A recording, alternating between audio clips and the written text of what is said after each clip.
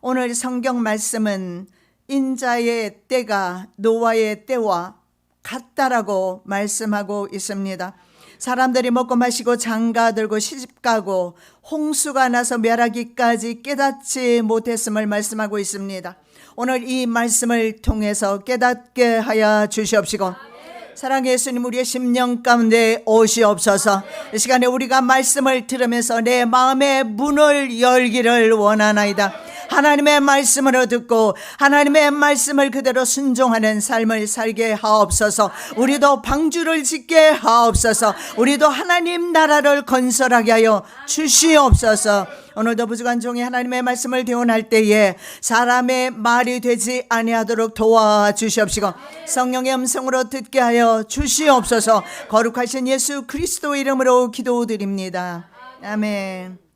오늘이 준비된 자에게 내일이 있습니다. 그러한 제목으로 우리가 오늘 이 말씀을 마음의 문을 열고 듣기를 원합니다. 재림의 때는 노아의 때와 같다라고 말씀합니다. 그렇다면 우리가 어떻게 재림의 때를 준비하는가? 노아의 때의 사람들을 보면서 경고를 받으면 되겠습니다. 이제 2021년 12월 셋째 주일입니다. 올 한 해도 12일 정도 남았습니다. 이제 2022년이 시작되겠습니다. 한 해가 지나면 지날수록 주님의 재림의 때는 가까워진다는 사실을 알 수가 있습니다.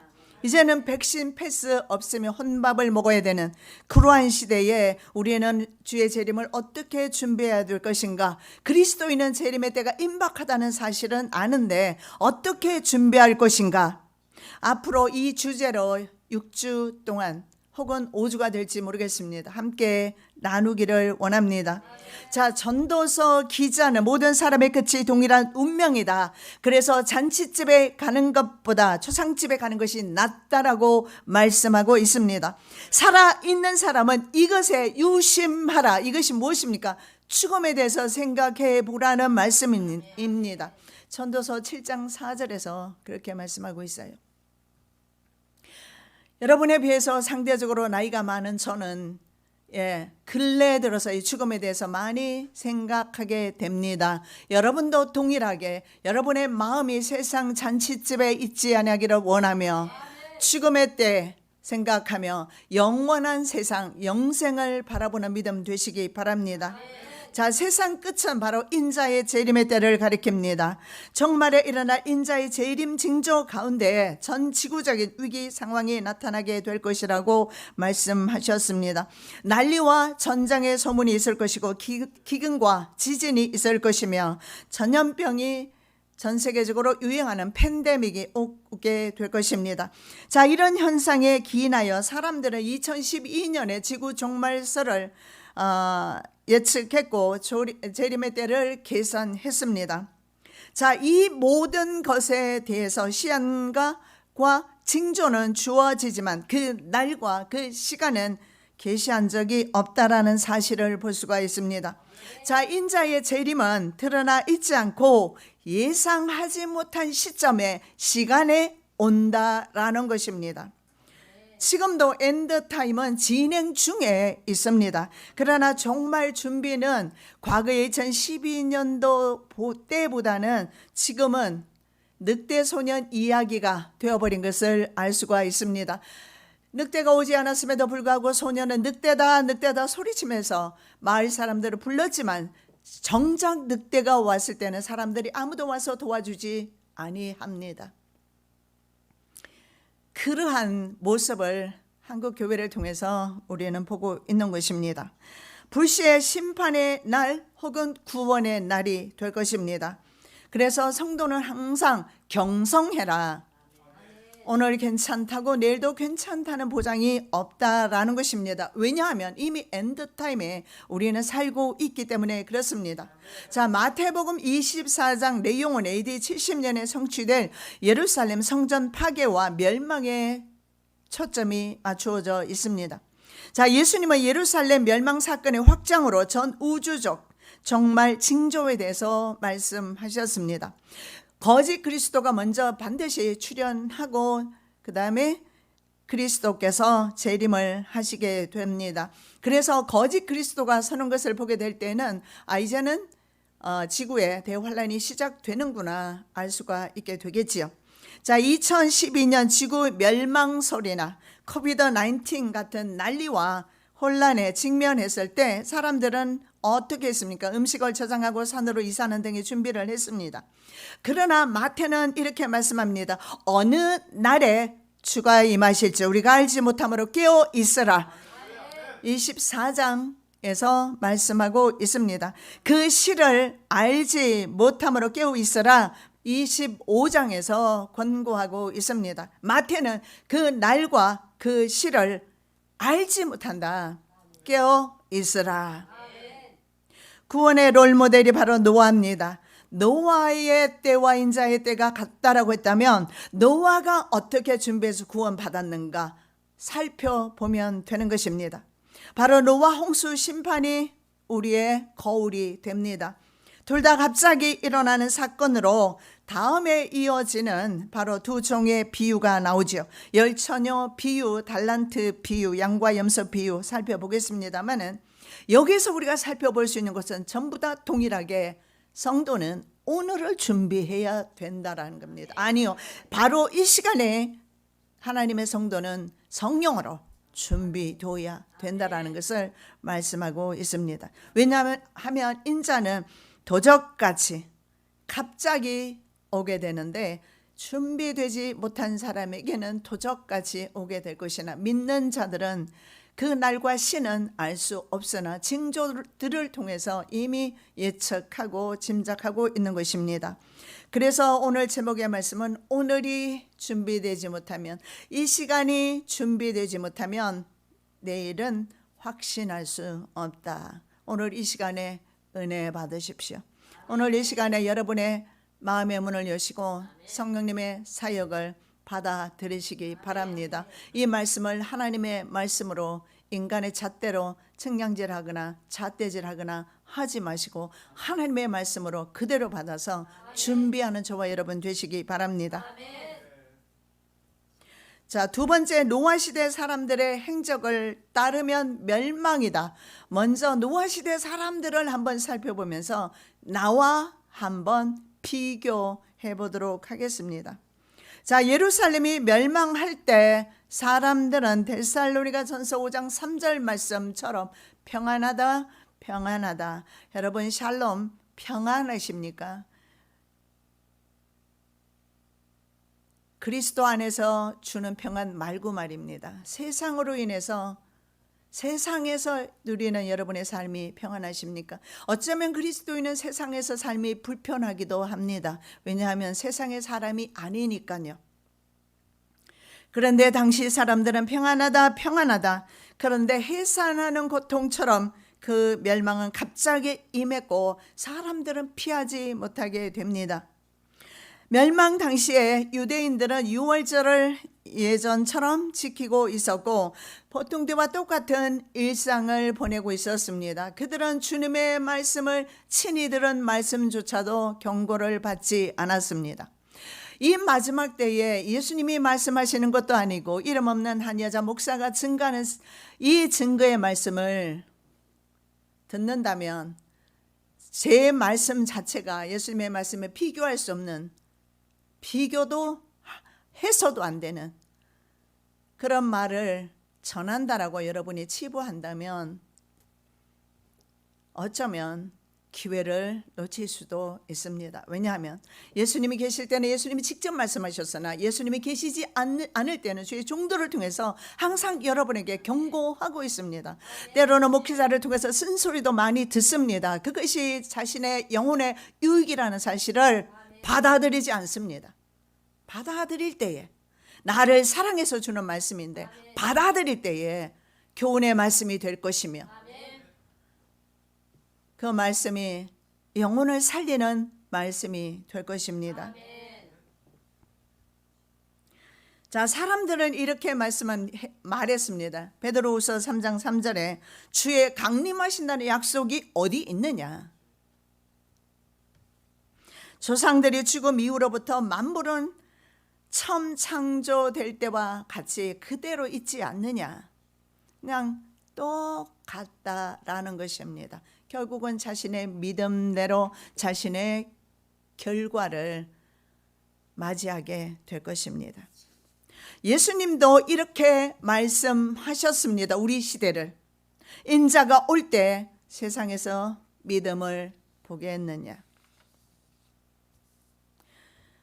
노아 시대 믿음의 사람은 노아 식구 8명이었다는 사실은 여러분이 평생토록 귀가 닦지가 않도록 들었을 겁니다.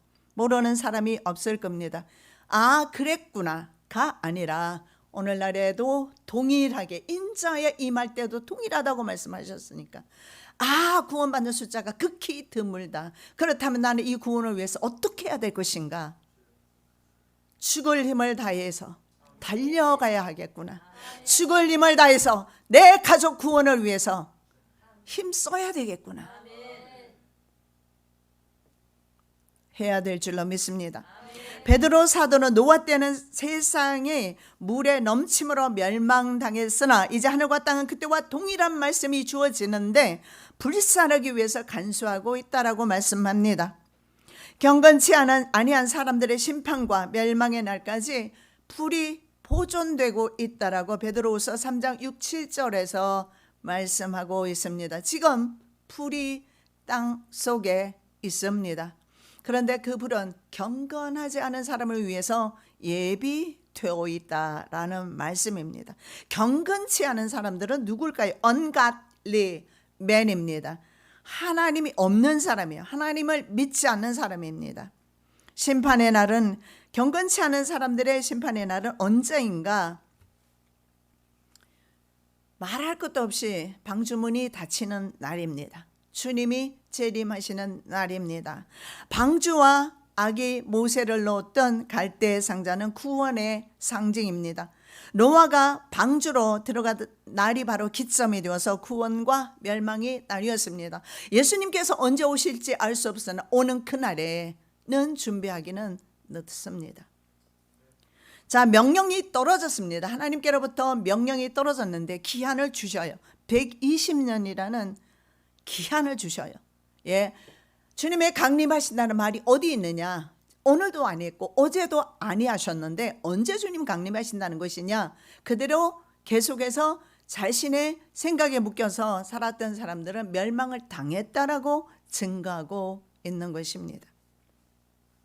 희한하게도 역사의 아이러니가, 역사는 반복되고 있는데 아버지가 심판을 당하면 자식은 그걸 보고 경고를 받아야 하는데 인간의 죄는 동일한 그 죄를 답습한다는 것입니다. 참으로 이것을 거역하고 이러한 거대한 죄악의 물결을 거부하고 나가는 사람은 숫자가 적습니다. 성경이 그렇게 말씀하고 있으니까요. 자, 120년간 노아는 방주를 준비했는데 이 방주는 바로 하나님 나라를 준비한 것입니다. 다른 사람들은요, 자신의 나라를 건설하게 됩니다. 노아는 순종해서 방주를 지었습니다. 어리석은 사람들은 완악한 상태로 지냅니다. 명령에 순종한 사람이 있습니다. 그러나 자신의 의지와 자신의 생각대로 사는 사람들이 있습니다. 예비한 사람과 예비하지 못한 사람들이 때가 되면 나뉘어진다라는 것입니다. 자, 다음에 예수님의 비유가 나오는데 맷돌 가는 두 여자에 대해서 말씀하는데 한 사람은 데려감을 당하고 한 사람은 남겨둠을 당한다. 분리가 일어나요. 오늘 분리가 일어나지 않았다 해서 내일 일어나지 않는다라고 장담하지 마시기 바랍니다. 주님 언제 오실지 몰라요. 임박한 시기에 살고 있는 것만은 분명합니다. 노아와 세상 사람들의 삶의 패턴은 완전히 반대였습니다. 그렇다면 우리도 세상 사람 사는 사람들의 삶의 방식을 따르지 않으면 되는 것인데 이게 쉽지가 않아요. 자신이 주인 된 사람은 자신이 주인이기 때문에 하나님의 명령을 받지 않습니다. 그래서 결국은 세상의 법칙을 따르고 세상의 삶의 패턴을 따라갈 수밖에 없는 것입니다. 결국은 그렇게 돼요. 여러분 아침에 무엇을 드셨는지 모르겠지만 여러분의 드신 것이 내일 아침에 변을 볼 때 대변으로 나올 것입니다. 자기 자신의 삶의 결과는 자신이 맞이하셔야 합니다. 무엇을 심든 간에 성령으로 심으면 생명이에요. 육으로 심으면 하나님의 저주입니다. 심판이 있습니다.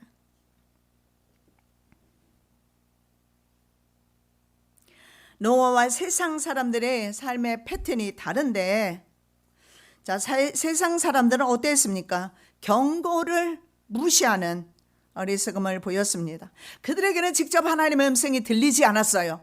노아를 통해서 들었습니다. 지금도 동일하게 하나님의 음성이 들리지 않은 사람에게는 여전히 자신의 길을 갈 것입니다. 때로는 목회자를 통해서 아니면 다른 사람을 통해서든 간에 하나님의 음성을 듣는 사람은 자신의 길을 갈 수가 없어요. 들리는데 들리지 않으니까 자기 고집대로 갈 수밖에 없는 것입니다. 자, 어리석은 사람들은 결국은 어리석음대로 살았고 어리석음의 결과를 보게 되는데, 어리석은 사람들의 삶의 방식은 어땠습니까? 오늘 성경은 먹고 마시고 시집가고 장가 갔다라고 말합니다. 이게 뭐 잘못됐습니까? 우리 다 시집가고 장가가고 먹고 마시고 있는데 말이에요. 생명을 유지하는 음식, 먹고 마시는 것에 문제가 아니다는 사실을 알 수가 있습니다.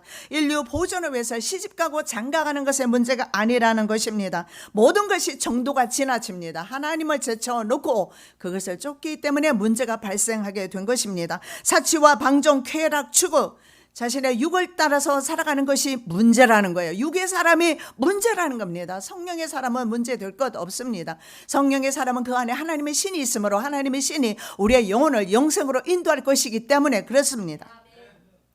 만일에 절제가 없다면, 사람이 되어서 절제가 없다면, 자신의 일을 멈추지 못한다면 본능적으로 사는 동물과 다를 것이 무엇이 있겠느냐는 겁니다. 동물은 본능적으로 삽니다. 사람은 본능적으로 사는 것을 절제할 줄 알아요.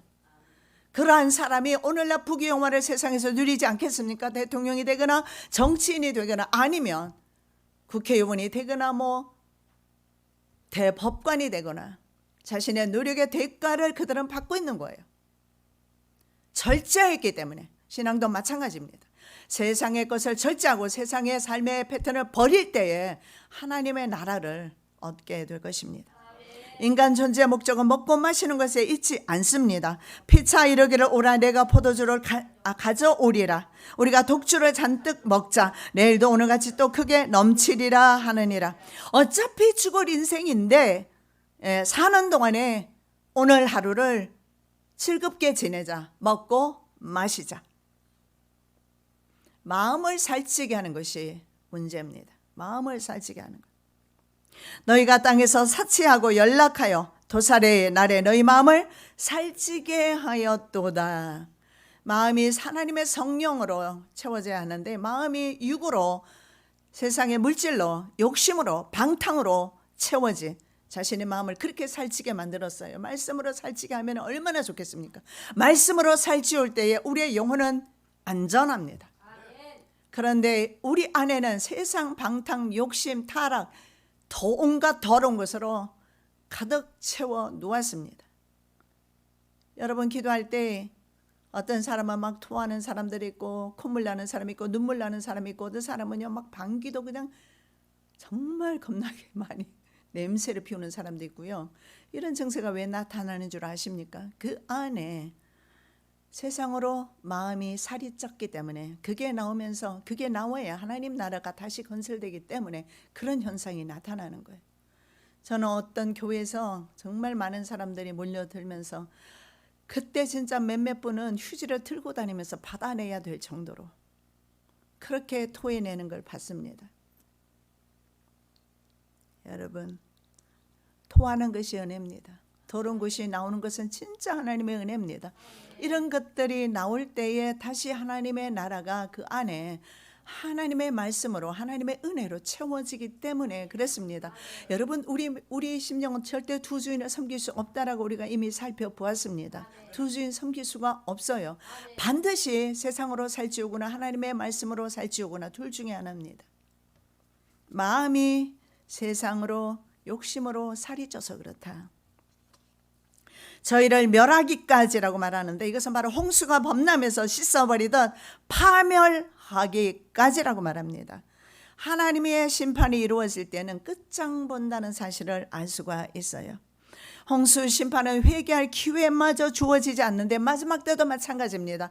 다음에 우리가 열처녀 비유에서 보겠지만 문이 닫히면 절대 열리지 않습니다. 노아 방주문도 하나님이 닫아 놓으셨기 때문에 노아는 열 수가 없어요. 하나님께서 열어주셔야 문이 열렸습니다. 회개할 기회조차 없는 불쌍한 인생이 된 것은 평소에 자신의 구원을 등한시하고 자신이 주인 되어서 자신의 욕심만을 따라서 탐욕을 따라서 자신의 생각을 따라서 살았기 때문에 그 결과로 맞이하게 되는 것입니다. 결국은 하나님 말씀에 대한 무관심과 말씀에 대한 무관심 그리고 영적 무지입니다. 영적으로 무지해서 영적으로 무지한 사람은 하나님 나라가 보이지 않고 하나님 자체가 보이지 않습니다. 그래서 자신의 영혼을 파멸시키게 됩니다.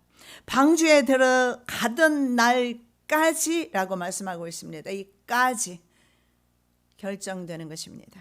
구원을 받든지 아니면 망하든지 바로 방주에 들어가던 날까지만 기회가 있어요. 예수님께서 이 땅 위에 구름 타고 강림하시는 날까지가 시한입니다. 그날은 언제 오실지 모르고 그 시대에 종말 시대에 우리는 살고 있습니다. 자, 그들은 쾌락을 사랑하고 정욕적이며 세상적인 삶을 살았습니다. 창세기 6장 13절 말씀에 보면 포악함이 땅에 가득했다. 얼마나 악이 가득하며 넘쳐났다. 오늘 이 시대에만 하겠습니까? 이 시대는 더 넘쳐나고 있음을 보게 됩니다. 심판은 안일한 자와 조롱하는 자에게 임하게 됩니다. 이런 사람은 술 중독자의 상태와 같습니다. 취해서 도무지 벗어나지를 못합니다. 여러분, 더 이상 세상에 취해 살지 말고 돈에 취해 살지 마시고 성령의 세술에 취하시는 은혜 있으시기 바랍니다. 졸며 취해 있을 때 한밤중에 신랑이 옵니다. 깨닫지 못하는 것이 문제가 됩니다. 깨닫지 못하기 때문에 준비하지 못하는 결과를 가져오기 때문에 그렇습니다. 그래서 먼저 첫 번째 우리의 발걸음은 깨달으셔야 합니다. 죽음에 대해서 처음에 제가 서두에 말씀드린 것처럼 우리의 마음은 초상집에 있어야 된다. 이 죽음을 생각하면서 내 인생이 어떻게 끝날 것인가, 좀 내 미래를 생각하면서 깨닫는 것이 중요해요. 그렇다면 내 영혼이 영생하는 것, 이 부분에 대해서 우리는 생각하면서 내 영혼이 영생하는 방법은 무엇일까 생각하면서 주님밖에 없구나. 왜냐하면 영생의 나라 주인이 바로 주님이시니까. 그렇게 생각하면서 우리가 살아갈 때에 우리에게 구원이 주어지게 됩니다. 이렇게 깨닫게 되면은, 깨닫지 못하면은 예배하지 못하고, 깨닫는 사람은 준비하게 되어 있어요. 과거에 전쟁이 난다고 했을 때 한국 사람들이 굉장히 라면이 동이 나고 아주 식료품이 동이 날 정도로 많이 팔렸죠. 왜 그렇습니까? 전쟁 동안에 준비해 놓기 위해서 그런 소식을 들었으니까. 여러분은 지금 주님 오신다는 소식을 제 입을 통해서 듣고 있어요. 이미 세상 돌아가는 징조들을 보면서 주님의 오실 때가 임박하다는 거 피부로 느끼고 있어요. 이 백신 패스가 백신 패스로만 끝나겠습니까? 점점 이제는 권력이 장악하고 국민들을 통제하는 그런 시대에 들어가고 있다는 사실을 눈으로 보고 있단 말입니다. 성경에 예언되어 있고 우리는 그 말씀을 지금 듣고 있는 것입니다. 그래서 하나님 앞에 섰을 때 나는 듣지 못하였다, 그런 핑계는 통하지 않을 줄 믿습니다. 자, 졸며 취해 있을 때 한밤중에 신랑이 옵니다. 잠 안 자는 사람 없습니다. 잠잘 때 온다고요. 예, 그리스도인은, 하나님의 성도는 잠잘 때라도 주님이 깨우십니다. 그러나 자지 않고 있어도 하나님의 사람이 아닌, 하나님이 버린 육이 된 사람은 눈 뜨고 있어도 다른 사람은 다 올라가도 본인은 올라갈 수가 없는 것입니다. 쾌락에 젖어 죽는지도 모른 채 죽었습니다. 영원히 죽은 사람은 육체 또한 죽을 수밖에 없음을 보게 됩니다. 40일간 비가 내린다고 해서 전 세계가 다 잠기지는 않을 것입니다. 어떤 일이 있었습니까? 창세기 7장 11절에 노아가 600세 되던 해에 둘째 달입니다. 17일에 큰 기품의 샘들이 터지고 하늘의 창문들, 이것은 바로 홍수의 물이라고 합니다. 플루드 게이트라고 해요. 바로 홍수의 게이트, 문이 열린 것입니다. 열렸다 이렇게 말씀합니다. 하늘의 창이 열렸다라고 하는데, 그리고 8장 2절에 보면 기품의 샘과 하늘의 창문이 닫혔다. 그래서 더 이상 범람하는 일이 없고 물이 줄어들게 된 겁니다. 하늘에서 비가 그쳤습니다. 창세기 1장 6절에 물이 지구를 덮은 상태에서 하나님께서 궁창 위의 물과 궁창 아래의 물로 나누셨습니다. 이 지구는 전체가 해수면이 지표면보다 높습니다. 그래서 이 지구 전체는 물에 잠겨 있었단 말이에요. 왜냐하면 성령이 수면 위에 운행하셨다라고 1장 2절에서 말씀하고 있어요. 그렇다면 이 지구 전체가 물에 잠겨 있었기 때문에 사람이 살 수가 없어서 하나님이 하셨던 일은 물을 분리하는 일을 하셨습니다. 그래서 하늘, 궁창은 바로 큰 하늘을 가리켜요. 넓은 하늘, expanse라고 하는데 넓은 하늘, 그 궁창. 그래서 넓은 이 하늘 위의 물과 그리고 궁창 아래의 물로 나누셨습니다. 이 궁창 아래의 물은 어쩌면 바닷물 등의 이런 물들을 의미할 수도 있습니다. 그런데 바닷물을 포함해서 모든 물들이 솟구쳐 올라오기 시작합니다. 전 사방에서 올라오기 시작하면서 하늘에는 바로 홍수의 문이 열려버렸어요. 막 쏟아내리기 시작하면서 이제는 온 세계는 삽시간에 물에 잠겨 버립니다. 마지막에는 불로 삽시간에 잠기는 일이 있게 될 거예요. 하나님의 성도는 불이 나타나기 전에 구원받게 될 것입니다. 이것은 죄와 악에 대한 하나님의 분노의 표출이 물로 표현되었고 마지막 때는 불로 표현된다는 사실을 우리는 아셔야 합니다. 주님은 이 세상 역사와 무관하지 않으세요. 당신의 창조 동산이기 때문에 반드시 이 창조 동산을 회복하려 하십니다. 왜냐하면 죄와 악으로 이 창조 동산이 너무나 많이 더럽혀져 있고 오염되어 있기 때문에 회복이 필요하기 때문에 그렇습니다. 그래서 이 지구는 종이축처럼 말리게 되고 새로운 신천 신지가 이제 열리게 되는 것입니다. 예수님이 오시면서 말입니다. 사람들이 번성하기 시작하면서 악도 번성했다라고 말씀하고 있습니다. 잠언 29장 16절 말씀에 악인이 많아지면 죄도 많아진다라고 말씀하고 있습니다. 여러분 한번 우리 곰곰이 생각해 보십시다. 교회나 가정이나 사람의 수가 많아지게 되면 많은 죄들이 생기고 많은 문제가 생기게 돼요. 왜 그럴까요? 사람들이 모이면 죄를 짓는데 용감하게 되는 것 같아요. 너도 짓고 나도 짓고 하니까. 그래서 가족이 많은 건 잘 다스려야 합니다. 가족이 더 많은 죄를 지을 수가 있어요. 교회가 커서 더 많은 죄를 지을 수가 있어요. 교인들이 너무 많아서 더 많은 죄를 지을 수도 있어요. 모여서 먹고 마시고 하나님의 예배, 그거는 그냥 형식이고, 그리고 모여서 먹고 마시고 골프 치고, 골프 치는 것은 죄가 아니죠. 운동입니다. 그러나 세상의 농담과 그리고 술 취하고 염치 없는 말들을 하고 방탕한 말을 하고 방탕한 짓거리 하면서 무슨 운동을 하든지 무슨 모임이 되든지 경건한 모습은 없어지게 되는 것입니다. 그래서 저는 미국에서 제 개인적으로 남편이 골프채도 사줬고 저도 배웠습니다. 그래서 어느 정도는 조금은 쳐봤는데요. 골프 자체를 정죄하는 거 절대 아니에요. 이상하게 한국 문화는 골프를 친 후에가 조금 문제가 있는 것 같아요. 저도 들은 소리에 안 가봐서 몰라요. 정말 미국에서는 골프 자체는 값도 싸고요. 사치 운동이 아니죠. 여기 오니까 참 비싸다 하는 생각이 드는데요. 그 자체가 문제가 아니잖아요. 말씀드리고 있지 않습니까? 먹고 마시는 것이 죄입니까? 지나치는 것이 죄라고요. 사람이 많아지면 교회 안에도 문제가 발생하게 된다는 사실을 우리는 사도행전에서 아나니아와 삽비라 사건도 있었고요. 그리고 헬라파 과부들 구제에서 빠지는 그런 일들이 일어나는 것을 보면서 알 수가 있게 됩니다.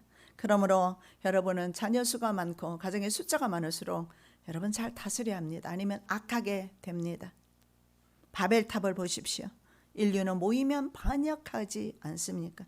여러분 모여서 반역하지 마시고 모이면 기도하시고 흩어지면 전도하시는 은혜 있으시기 바랍니다. 자, 하나님의 아들들이 사람의 딸들과 자폰을 하게 됩니다. 하나님의 아들들을 천사로 보는데 근데 천사가 아닐 것입니다. 왜냐하면 천사들이 사람의 딸들과 결혼한다. 이것은 좀 말이 맞지 않지 않습니까? 하나님의 아들들은 바로 셋 계통의 경건한 사람입니다. 자녀들입니다. 그리고 사람의 딸들은 가인 계통의 불경건한 살인자 가인 계통의 불경건한 자녀들입니다. 언간리 하나님이 없는 바로 그 가인 계통의 경건치 못한 사람들과 자폰으로 신앙의 순결을 잃게 됩니다. 그래서 결과는 당연하지요. 육체의 사람으로 전락하게 됩니다. 신앙의 순결을 지키는 것은 어렵습니다. 여호수아와 갈렙을 보십시오.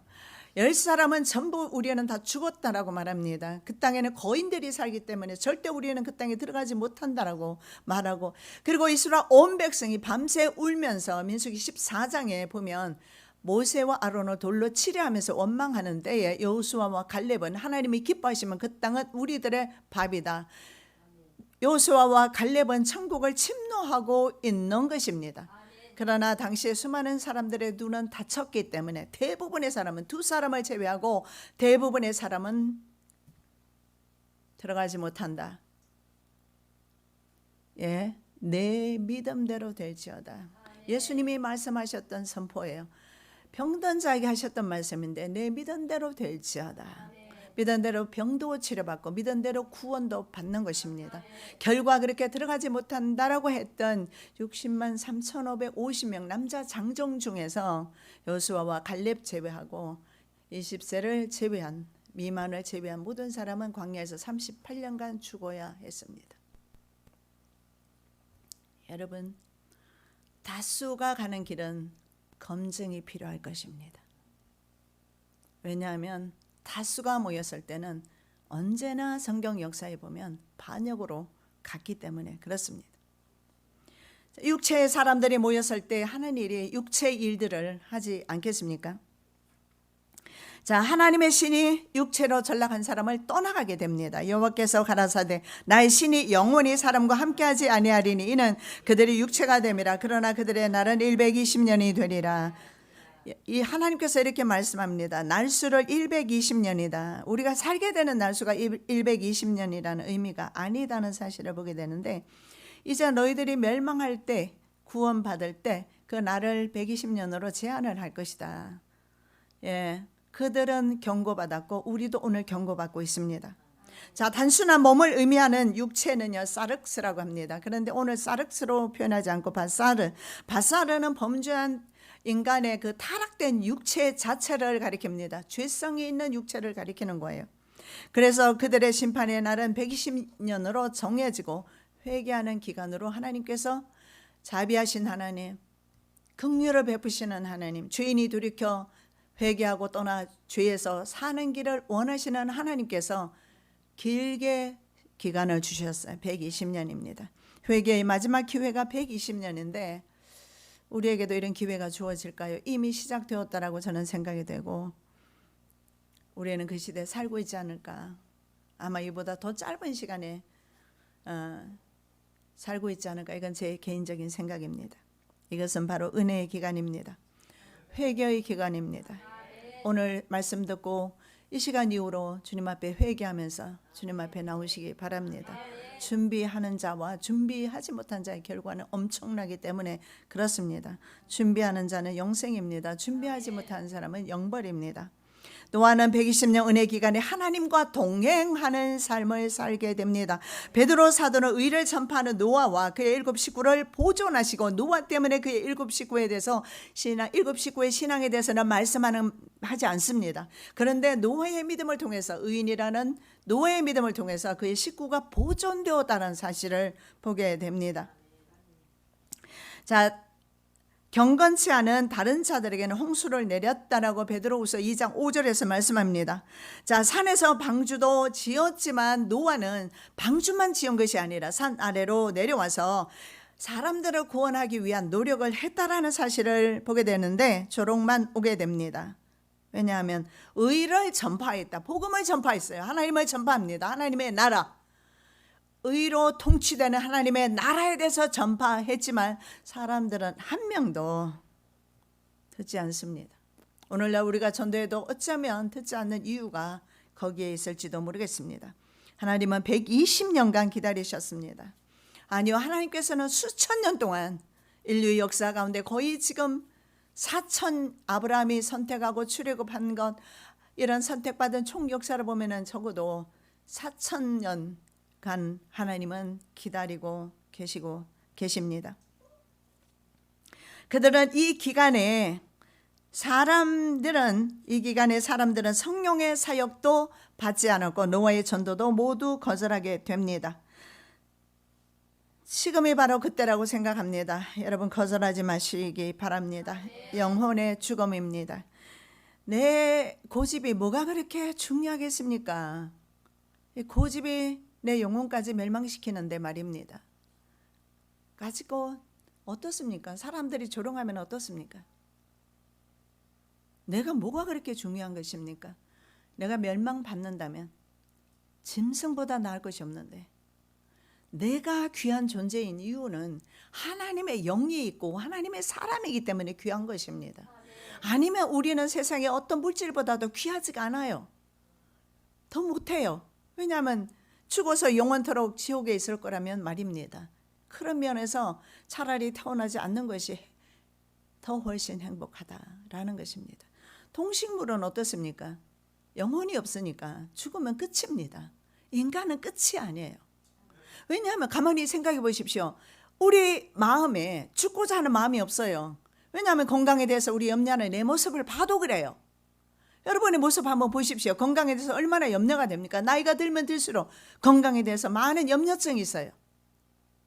저도 바람이 있다면 아프지 않게 있다가 아무 때라도 괜찮으니 주님께서 그냥 잠자듯이 데려가 주기를 원하고 있습니다. 우리의 마음속에 건강을 염려하고 있다는 것은 영생을 사모하는 마음이 있다는 것이고, 영생을 사모하는 것은 우리의 영이 바로 하나님께로부터 왔다라는 것을 증거하는 겁니다. 그런데 나는 인정하지 않아요. 불행한 것이죠.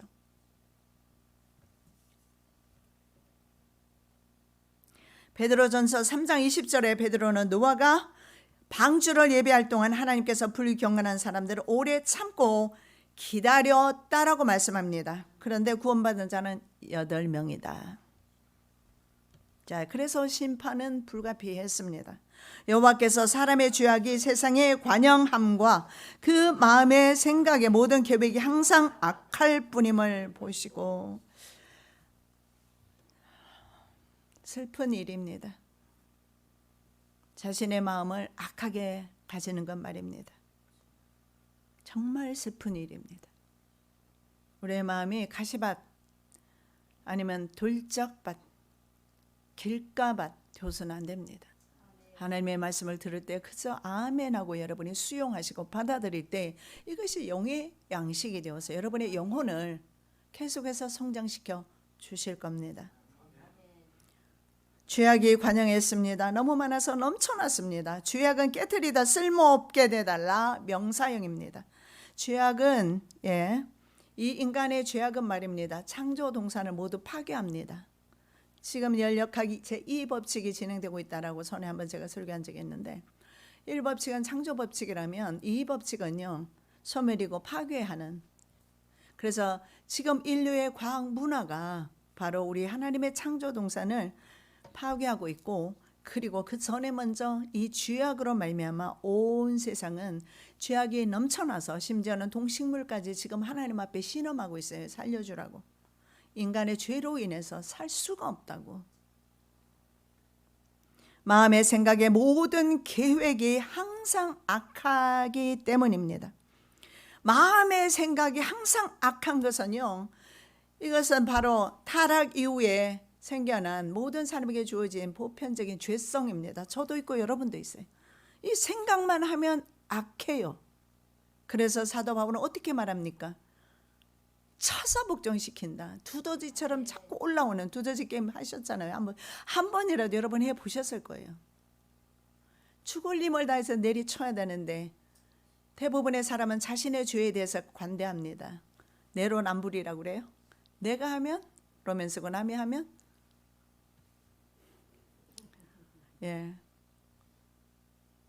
자신의 죄에 대해서 철저하게 두들겨 패야 되고 쳐서 복종시켜야 되고 여러분 그게 필요합니다. 왜냐하면 우리에게는 죄성이란 게 있어요. 죄도 날마다 죄도 짓지만 죄성이란 게 죄의 성품이 있어요. 이건 항상 가지고 있어요.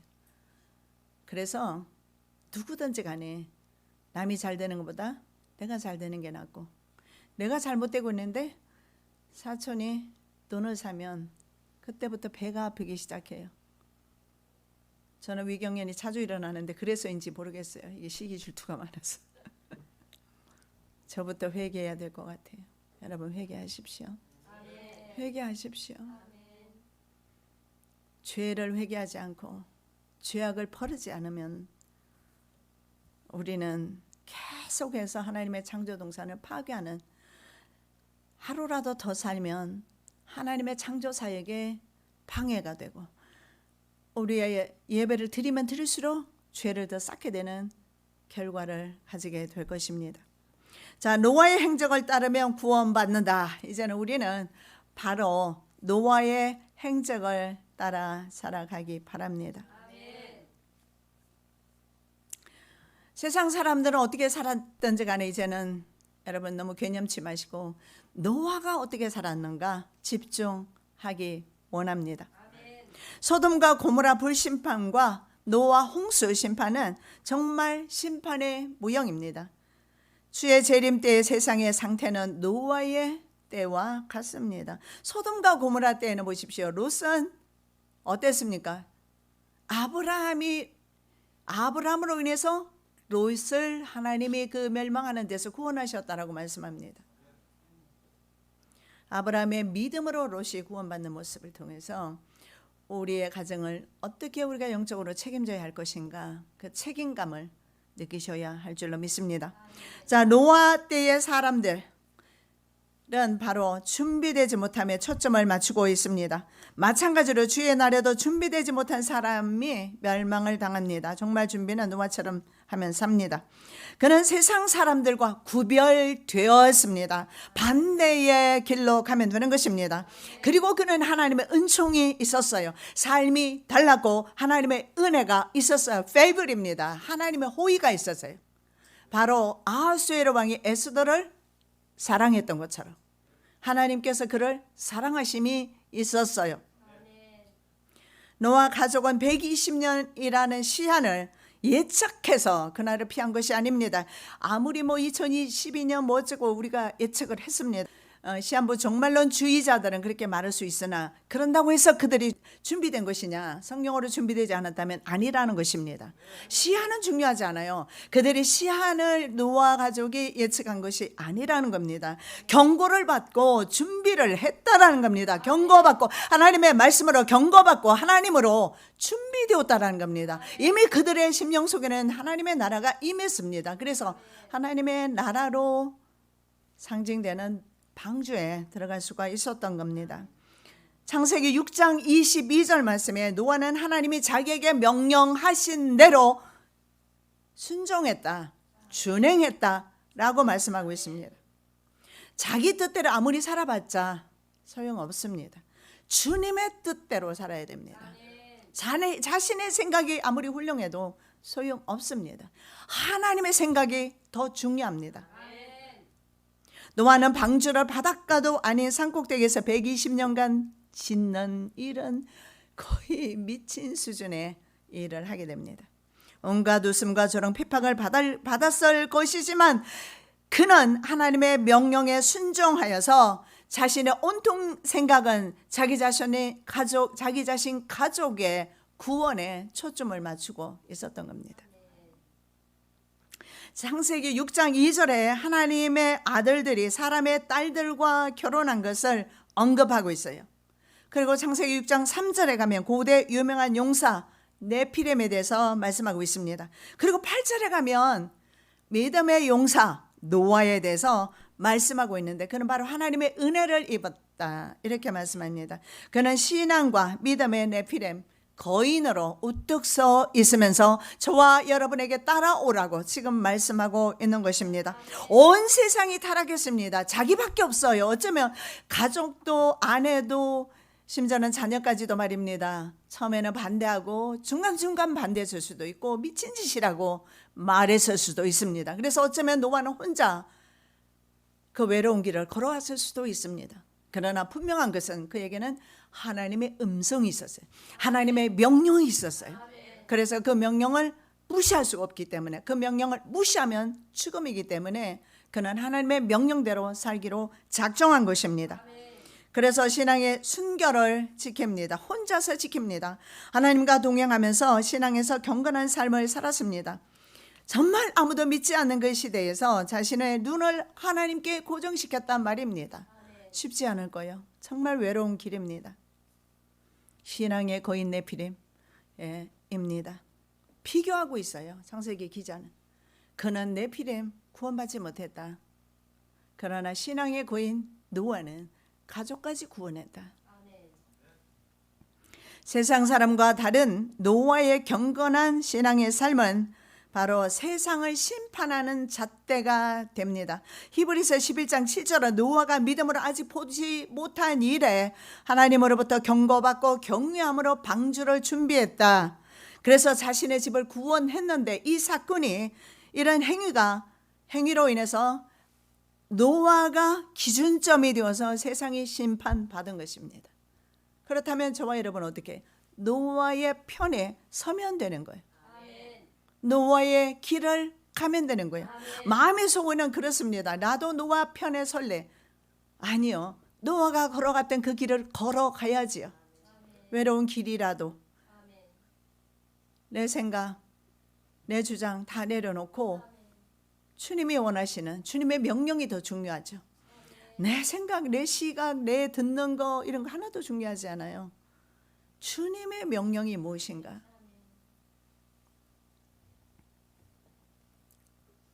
그는 보지 못한 일에 경고받고 지금처럼 말입니다. 방주를 예비해서 자신의 집을 구원했습니다. 당대 완전한 자라고 했습니다. 그러나 노아는 여호와께 은총을 입었더라. 노아의 사정은 이러하니라. 노아는 의인이요 당세의 완전한 자라. 그가 하나님과 동행하였으며, 자, 그의 양심이 근본적으로 선했음을 알 수가 있습니다. 악하지 않아요.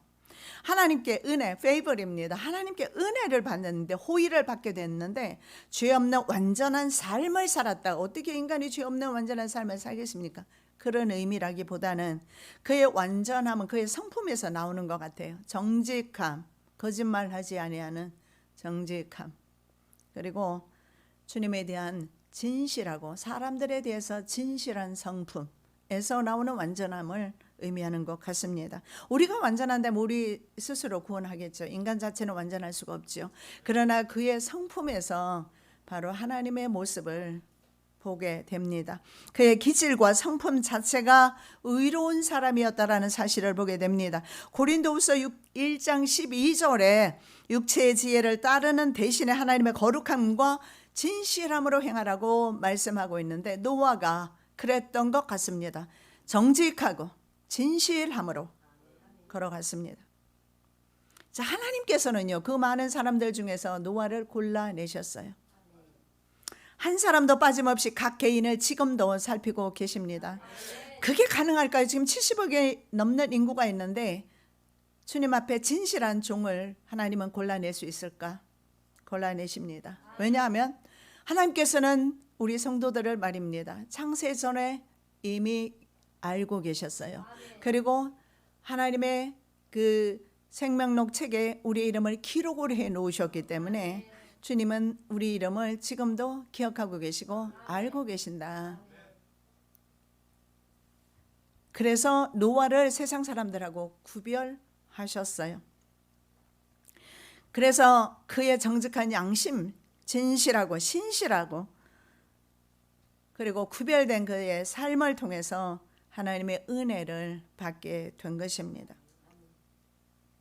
방주의 기원이 신적입니다. 하나님께서 만들라고 하셨고 하나님께서 문을 닫으셔서 방주는 하나님의 나라를 상징합니다. 그리고 방주의 기능은 바로 구원입니다. 하나님의 나라는 우리를 심판하라는 데 목적이 있는 것이 아니고 누구든지 예수 믿으면 구원 받습니다. 구원하는데 하나님의 나라는 목적이 있어요. 그래서 방주의 기원이 신적이고 그 기능이 바로 구원이라면 이것은 바로 교회에 해당되는 부분입니다. 바로 교회는 하나님의 나라를 예표하고 있고 교회는 하나님의 구원을 선포하고 있습니다. 그래서 방주문은 노아가 아닌 하나님께서 친히 닫으신 점에서 바로 교회의 권세는 주님이 가지고 계시는데 신약시대에 오면서 성도에게 천국 키를 맡기시는 것을 보게 됩니다. 바로 베드로에게 하나님께서 천국 열쇠를 주시면서 네가 닫으면 열 자가 없고 네가 열으면 그들이 열리게 될 것이다. 이것은 바로 우리의 복음 전파를 통해서 내가 주님 앞에 순종의 삶을 통해서 바로 주변의 사람들이 구원받게 되는 것을 상징한다라는 사실을 볼 수가 있어요. 내가 천국 열쇠를 내게 주리니 내가 땅에서 무엇이든지 매면 하늘에서도 매일 것이요 내가 땅에서 무엇이든지 풀면 하늘에서도 풀리리라 하시고 여러분 우리에게 그러한 큰 권세가 있다는 사실을 믿으시기 바랍니다. 과거에는 정말 천국 키를 하나님이 가지고 계셨어요. 방주문의 키를 하나님이 가지고 계셨는데 예수님이 오신 이후에 우리에게 일임하셨어요. 내 가족을 내 믿음의 방주 구원의 방주에 태우시는 은혜 있으시기 바랍니다.